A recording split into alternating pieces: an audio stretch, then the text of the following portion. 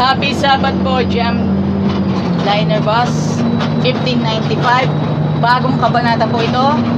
Driver Arisga, and of course sa bagong konduktor, mga kaibigan.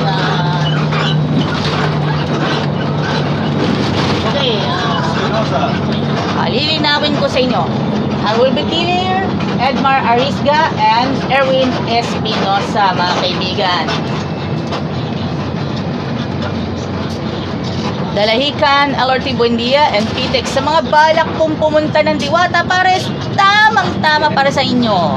At ito naman po, Jam Transit naman po, 1579. Yan, Batangas naman, dire-diretso, alam na.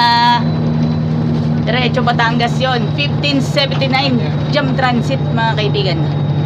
Mas kilala ang Batangas sa mga kasalang paisanan. At makikita na natin to ngayong approaching the Holy Week. At sama-sama po tayo. Patayin mo naman yung mga asawa mo. Maraming asawa to eh.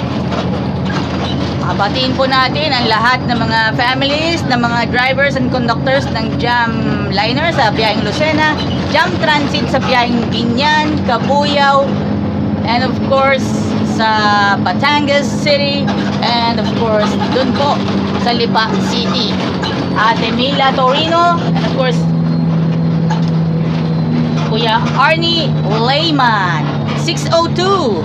And nakikita po natin 1579, representante ng Batangas, mga kaibigan. Representante ng Batangas. At pagpilingkod po natin kailanman tayo ay mapanood.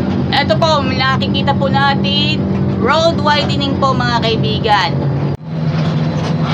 Pagin po natin ng mga pasahero ng Jam Liner papuntang Dalahican po, mga kaibigan.